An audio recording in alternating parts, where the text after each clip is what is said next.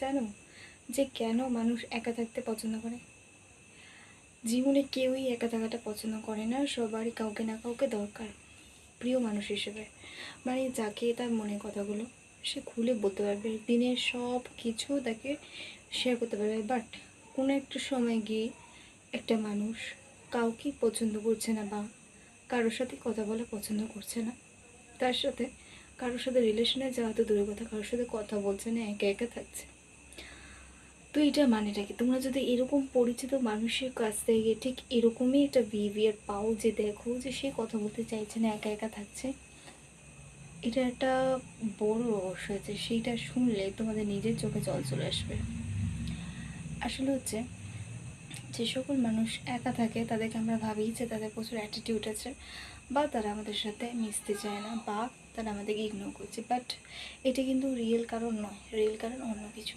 সেটা হচ্ছে, সে যেটা আশা করেনি সেই ধাক্কাটা সেটা সে পেয়েছে, এবং সেই ধাক্কাটা ছিল বীভৎস। মানে বলতে পারো, সে তার যে প্রিয় মানুষ, যাকে সে নিজের সব কিছু বলে মানত, সেই প্রিয় মানুষই তাকে ঠকিয়েছে এবং বিশ্বাসঘাতকতাটা এমনভাবে করেছে যেটা সে কল্পনাতেও কোনোদিন ভাবেনি যে তার সাথে সে এরকম করবে। মানে তার সবচেয়ে কাছে যাকে সে নিজের বলে মেনেছিল, আর কাউকে না।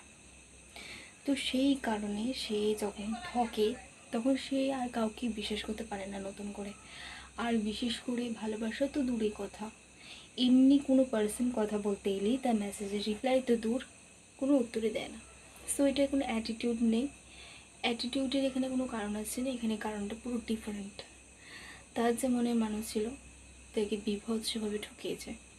মানে সে তার কাছ থেকে এটা এক্সপেক্টই করেনি যে এই যে এই মানুষটা তাকে ঠকিয়ে দিয়ে গেল। এরপর থেকে যে কোনো মানুষ এসে তাকে হাজারবার বললেও যে আমি তোমায় ঠকানো তো দূরের কথা, খুব ভালোবেসে রাখবো বা খুব যত্ন করব, তার বিশ্বাস হবে না। কারণ সে তো বুঝতেই পারেনি যে মানে তাকে সে এত বিশ্বাস করছিল, সে তার সাথে বিশ্বাসঘাতকতা করলো, তাকে সে সব কিছু মেনেছিল নিজে, সে তার সাথে বিশ্বাসঘাতকতা করলো। তো এই দুদিনের লোকটা এসে তাকে কি আপন করে নেবে? দ্যাটস ওয়াই তারা কিন্তু কোনো মেসেজে রিপ্লাই করবে না, বা রিপ্লাই করলেও একটু মানে খুব রেগে রেগে কথা বলবে, এবং এদের মধ্যে না অ্যাংরিনেসটা একটু বেশি চলে আসে। আসলে এটা একা তো, এবং একা মানুষদের মধ্যে একটু রাগটা বেশি থাকে। ওই যে বললাম, বিভৎসভাবে ঠকে খেয়েছে একটা মানুষ, যার কাছে ঠকার কথা ছিল না, যাকে মানুষটা বেশি বিশ্বাস করেছিল, ভরসা রেখেছিল তার উপর, ভরসাটা সেই ভেঙে গেছে। যার জন্য সেই আজ একা, এবং একা থাকতে পছন্দ করে, কারোর সাথে কথা বলতে পছন্দ করে না। সো এইসব মানুষদের আপনারা কোনোদিন কিন্তু জাজ করবেন না যে এরা কেন একা থাকছে বা অ্যাটিটিউড বেশি, এরকম কিন্তু কিছু না। আসল রহস্যটা কিন্তু খুবটাই অন্যরকম।